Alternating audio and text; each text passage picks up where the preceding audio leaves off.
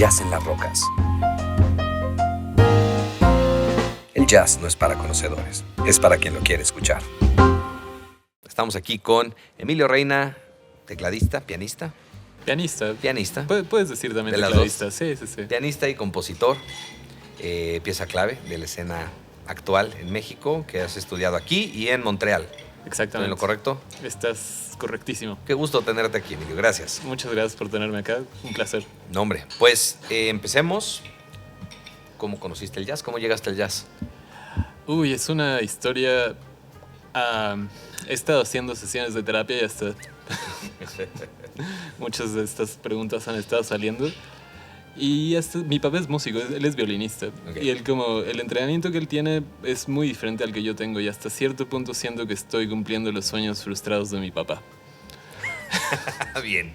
Entonces, pero digo, genuinamente siento que la música tiene algo muy mágico, que creo que...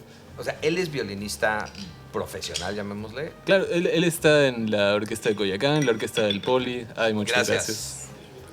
Un whisky y, de Rocas, salud. Saludcita. O sea, estás cumpliendo sus sueños porque tú estás en el jazz. Pues un poco el enfoque que él tiene, él es más un intérprete. Entonces él, como su trabajo como músico de orquesta es ser una pieza más como parte del engranaje y como tocar lo que el compositor dice.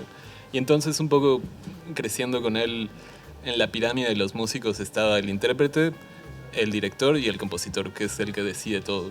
Y podrías decir que el jazz, como implica improvisación, la improvisación es composición en cámara rápida. Entonces, en el momento. Exactamente. Entonces sí, o sea, siempre hubo música en la casa. Quizá uno de los primeros discos que escuché que fue como muy importante y hasta cierto punto me da pena porque es como un jazz blanco, pero es el jazz de Dave Brubeck. Claro. Ese disco de Time Out, Take Five, así todos los huesos ahí lo piden. Claro. Pero pues sí, eso fue un poco... Bueno, básico y gran punto de entrada. Sí. Para quien quiere escuchar, pues ahí está. Sí, definitivamente es un gran disco, grandes composiciones. Y digo, ya finalmente fui estudiando, empecé a hacer música clásica, estuve en la Nacional y después empecé a tomar clases con un pianista que ahora tiene mucha fama, Alejandro Mercado. Claro. Sí, o sea, como tuve mucha suerte, él estuvo girando en barcos, okay, en cruceros, y él regresó y empezó a dar clases y yo empecé a tomar clases con él justo cuando él regresó. Okay. Yo tenía como 14, 15 años y tomé clases con él como unos 5 años. Okay. Y digo, le agradezco un montón de cosas. Yo creo que él me dio como un montón de bases, tuvo un montón de paciencia para enseñarme un montón de cosas. Y después apliqué para estudiar en McGill University en Montreal. Y ahí hice mi licenciatura y después me quedé varios años. Hice una maestría que no he terminado por pandemia. Okay. Un poco ya no hacía sentido. La inspiración ahí. Pues es que hay ciertas cosas de la institución de estar yendo y conociendo a nuevos músicos y como con la pandemia todo eso se perdió y se volvió en línea y como... Entonces, ¿estabas allá estudiando? En el 2000, empezó la pandemia. El 2020 lo comencé allá y me regresé en el 2021. Ok. Acá. ¿Planeas regresar? Pues quizá para regresar, pero sinceramente, o sea, siento que ahorita la escena de México está en un momento muy interesante. O sea, hasta cierto punto tal vez no tenemos la infraestructura de Estados Unidos, Europa o Canadá. Bueno, de Montreal con el festival y con todo lo que... Sí. Sí. Pero sí, ahí va. Pero siento que ahora con el internet y con la democratización de la información, ahora como ya la escena joven de aquí está haciendo cosas increíbles. Hay músicos como Roberto Verastegui, como Diego Franco, como Andrés Márquez, como Benjamín García, Juan Ale Sanz, como esta generación, como 30 años como en medio, que están haciendo Fajardo cosas. También está ahí, sí. Alan es una maravilla. Y digo, también está la generación un poco más vieja de la mía, como Gabriel Puentes, Israel Kupich, Esteban Andayapa, Hans Ávila y todo. O sea, como hay mucha música pasando y la verdad muchos proyectos, cosas muy interesantes. Entonces para mí hacía mucho más sentido regresar acá, como no había las mismas medidas. Allá hubo toque de queda, Sí. todo cerró. Cerraron Entonces, varios bares emblemáticos de jazz, de lo que tengo entendido ya. Cerraron sí, para siempre. sí, quizá en Montreal específicamente había un café bar que lo abrieron unos amigos con los que yo estudié que se llama Resonance Café.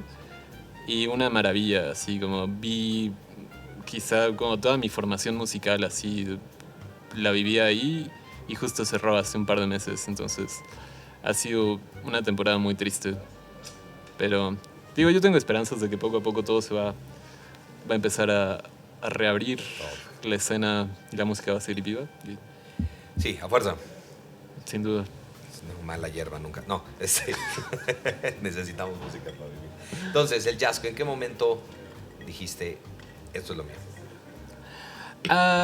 Pues te digo, estaba escuchando esos discos de Dave Brubeck, pero en la prepa tenía como varios amigos que estaban involucrados con la música. Justo un amigo baterista que se llama Daniel Quintanilla, que antes hacía música, pero ahora hace leyes. Como, Ok. Pero Bueno. sí, digo. Ya me encontraron su camino. Sí, digo, sea muy feliz, pero él era uno de mis mejores amigos creciendo y me enseñó varios discos muy, muy increíbles. Como quizá mi disco favorito de esa época fue el de Herbie Hancock de Headhunters, Sí. que es como súper funky, como justo hay como esos elementos de mucha improvisación, pero al mismo tiempo como súper grooveando y como esos sonidos sesenteros, así como psicodélicos. Sí. Sí, Herbie Hancock me gusta, que tiene de repente unos discos que no tienen nada que ver uno con otro, ¿no? O sea, Ves que es como de los hijos de Miles. sí. Que justo todos ellos así como vienen de como esta tradición de ser el Picasso del jazz, de estar así como desde el bebop hasta esta parte ochentera. Como... Punk, que raya en, no sé si de repente se oye a pop, pero jala. Sí, sí, justo. Sí, ahorita acabas de decir que esta parte pop que también hace Rocket, que se volvió como un hit. Hay un video musical donde como sale con su keyboard y bailando y está bueno. Pero sí, pensar que ese mismo pianista hizo como las sesiones de Pluck Nickel, que son como esas sesiones donde tocan estándares, pero al mismo tiempo lo sabe. Hay esta anécdota donde justo antes de empezar a tocar, Tony Williams, Herbie Hancock, creo que era Wayne Shorter y no sé si también Ron Carter, pero se pusieron de acuerdo y no le dijeron a Miles. Y le dijeron, vamos a salir y vamos a hacer antimúsica. Ok. Y la idea es, todas las cosas que normalmente hacemos, vamos a hacer completamente lo opuesto. Ajá. Entonces, escuchas, o sea, el concepto detrás de esas sesiones es ese, y lo escuchas y es música muy misteriosa, donde parece que hay como momentos de confusión, pero al mismo tiempo hay muchos momentos muy mágicos de improvisación. Y pensar que ese chavo hizo Rocket, sí. Sí, tiene esta magia Herbie Hancock, como dices, de los hijos de Miles, que se va para todos lados. Y a mí me sorprende de repente escuchar canciones que ya conocía, que he escuchado, que están en mi memoria, pero de repente te das cuenta que la hizo Herbie Hancock, por ejemplo, y no sé, ¿no? Los Sí, soundtracks sí, de sí. películas, que Sí, es una locura. había escuchado, creo que tiene en su biografía que hizo un par de soundtracks para películas y él estaba al principio muy decepcionado porque fue a ver la película y parecía que como que no habían highlighteado su música de la forma en la que lo había visto, pero era como un poco remover su ego y ver la película como su música como en función de la película. Y creo Al que ser un difícil poco... para alguien como él, ¿no? ¿Cómo? Al ser difícil para alguien como él, como Herbie Hancock, hoy sobre todo. O sea, sí tiene un gran ego. Digo, dice que es budista y todo, pero en su autobiografía la verdad hay como... Digo, quizá ahorita me estoy quemando, así tirándole ahí a Herbie, pero sí, Herbie, nos caes muy bien, admiramos tu música, pero... te queremos. Bien, entonces, platícame ahora de por qué el jazz. ¿Por qué el jazz? Pusiste, pero por qué no otro género. ¿Qué es lo que te atrapó? ¿Qué es lo que te sigue atrapando? O sea, definitivamente el jazz es la música folclórica de Estados Unidos y como Estados Unidos es una potencia económica, pues ya sabemos todo esto. Claro, como el dólar te lo imponen, igual el jazz te lo imponen, se escucha en todos lados. Pero creo que gran parte del éxito del jazz tiene que ver con este elemento de la improvisación, que como músico tienes que tener una formación como si fueses un compositor. Entonces cuando escuchas siempre estás como viendo posibilidades. O sea, una composición puede tomar muchísimos rumbos. Es como te ponen una especie de mapa donde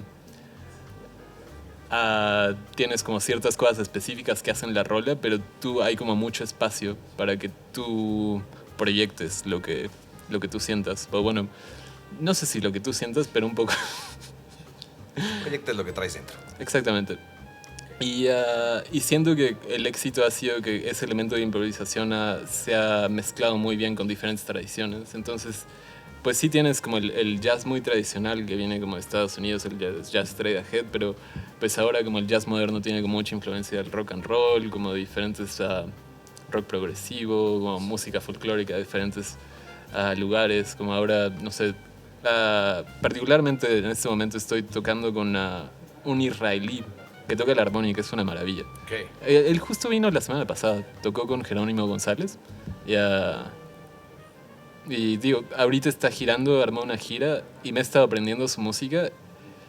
Y la tradición musical de los israelíes es una locura. Es una locura. Como su concepto rítmico, su concepto armónico y su concepto melódico son muy fuertes.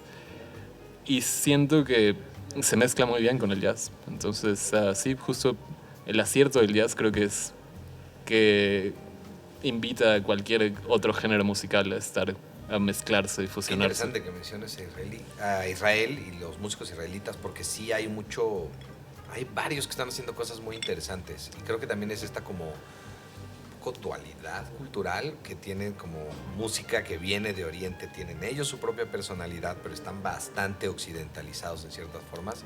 Hay uno que se llama Avishai Cohen, un contrabajista. Hasta escucharlo hoy es tocar música latinoamericana, tiene un sello, no sé, es como, no lo he pensado, ahorita que lo mencionas es como algo que a lo mejor propio de israelitas, de poder tocar este nuevo tipo de música que se oye a ellos, pero que es de todo el mundo. No sé si estoy diciendo algo coherente.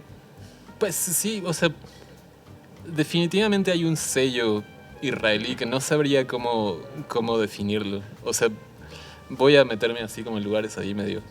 O sea, al final de cuentas creo que los géneros son etiquetas que nos ayudan como a organizar nuestras bibliotecas musicales, pero siempre se queda muy corto para describir lo que realmente es la música. Entonces... Más en el jazz. Específicamente. Específicamente, sí. Entonces sí, o sea, sí hay como ese elemento folclore israelí, pero sí, no sabría, o sea, yo creo que es como hay o sea, sí jalan muchas cosas de la tradición del jazz, pero también yo creo que es como un hijo bastardo de un montón de cosas. Sí. Ahora, el jazz es un género, como dices, gringo, pero que ha viajado a muchos países y que lo han hecho propio y que después de tantos años sigue vigente y se adapta. No como hay algo, ¿se te ocurre algún otro género que haya logrado eso? O sea, definitivamente todos los géneros están evolucionando y quizá una de las cosas del jazz es que también en los últimos, que desde los 80 se institucionalizó, entonces ahora hay escuelas y creo que eso también le ayuda mucho a como a mandar exploradores ahí. sus zonas para... Okay. Sí, porque es a mí un pensamiento muy personal que he tenido de muchos años, es que las ciudades se nota cuando cambia su cultura a algo más cosmopolita cuando tienen bares de jazz. O sea, tú vas a una ciudad en Europa y puede ser grande pero no tener bares de jazz, o puede ser chiquitita y tener bares de jazz, y habla de la cultura, de cómo pueden aceptar cultura externa y hacerla propia. Claro. Yo creo que tiene ahí el jazz algo único en el mundo, que transmite cultura, pero a la vez cada país o cada cultura lo agarra y hace lo que quiere con él. Sin duda. Siguiendo ciertas reglas. Sí, sí, sí.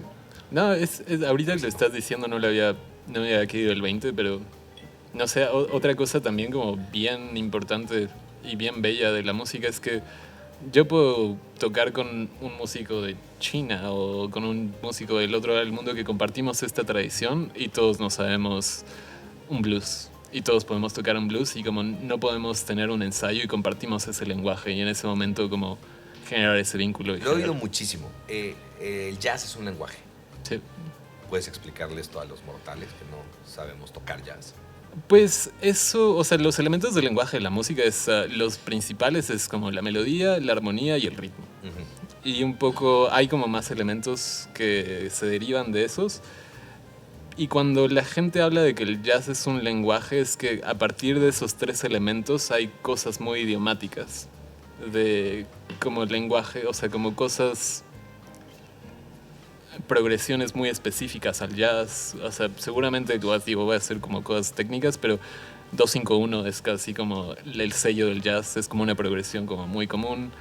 La escala de blues, escala bebop, como cosas idiomáticas del bebop. O sea, el ritmo es como muy idiomático, el swing, que esa tricellar octavos, que en vez de escuchar como ta, ta, ta, te escuchas ta, ta, ta, ta, ta, ta, ta, como ese trecillado. Y digo, todos son cosas muy idiomáticas del jazz y que cada quien lo interpreta. O sea, no, nadie swinguea igual. Entonces, en todos los sentidos. Pero okay. Cada quien tiene su propio swing. Me gusta. Sí, porque bueno, los músicos tienen algo que los espectadores a veces no entendemos, por lo general no entendemos, que es, tú lo escuchas y se oye como una sola cosa, pero hay veces que nunca se han visto en un escenario, es la primera vez que están tocando juntos, y a lo mejor es una canción que ya se saben porque es un clásico, pero lo hacen a su manera y tienen este diálogo que para un espectador parece que lo han ensayado varias veces.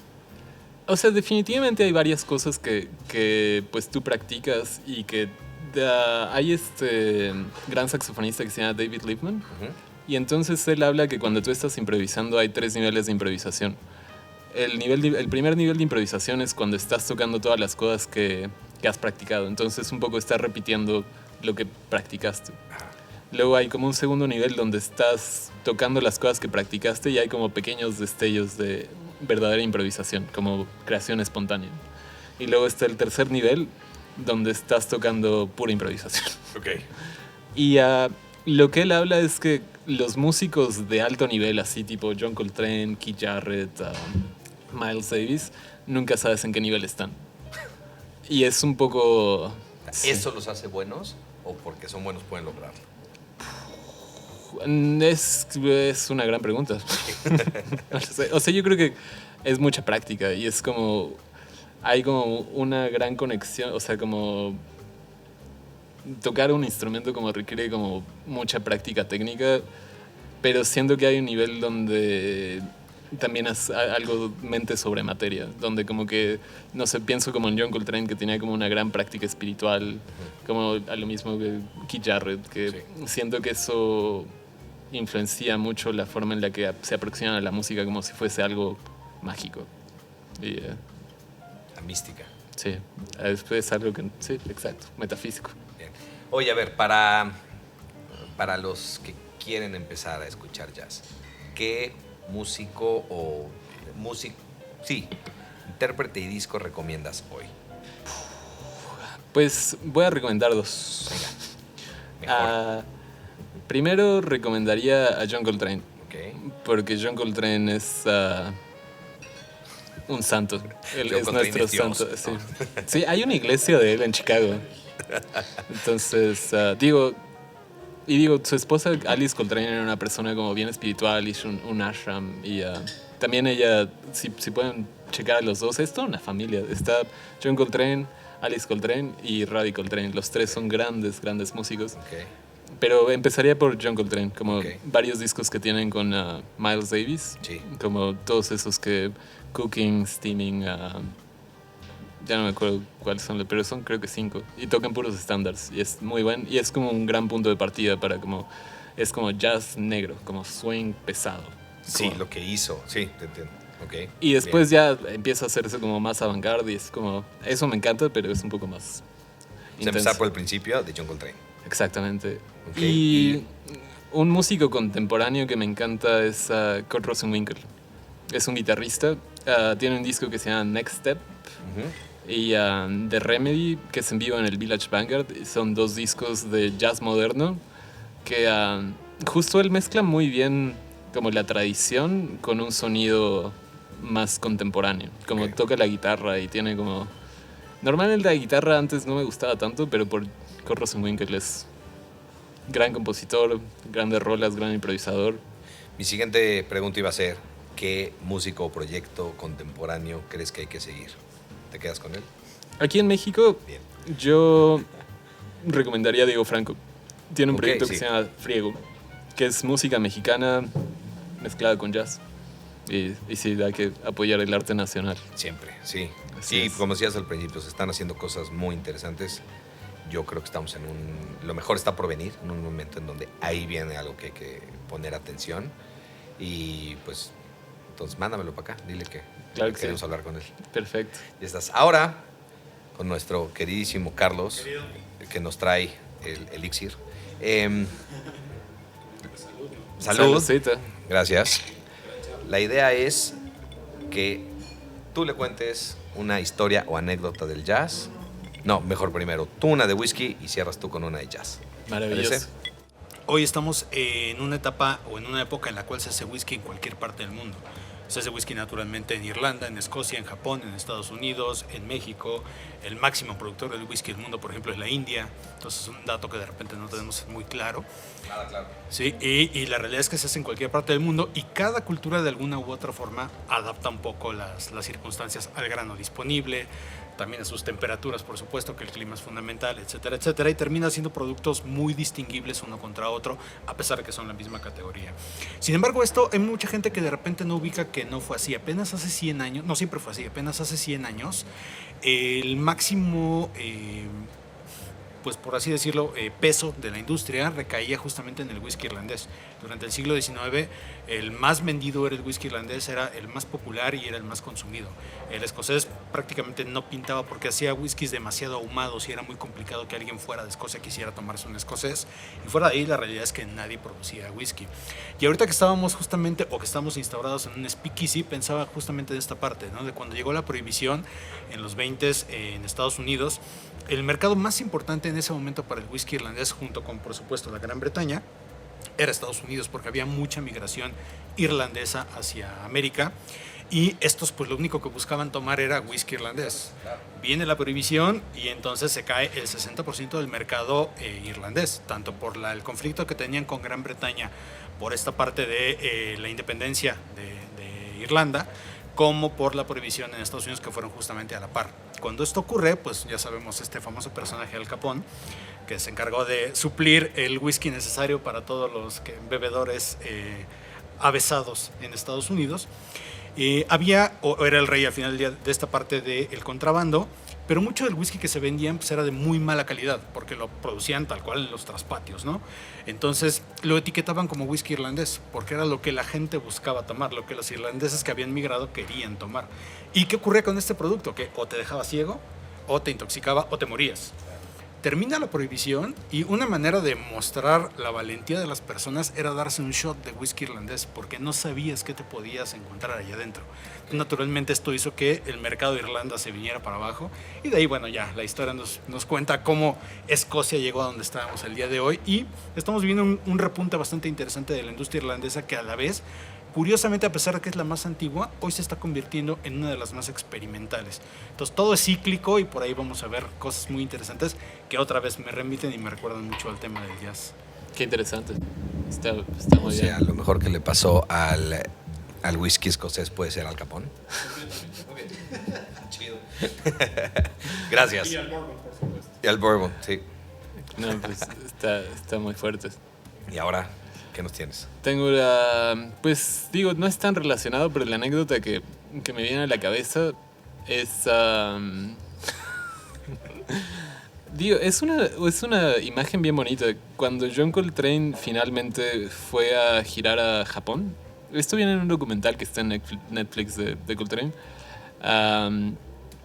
él sentía como mucha carga emocional de todo el daño que había hecho Estados Unidos hacia Japón con la bomba de Hiroshima.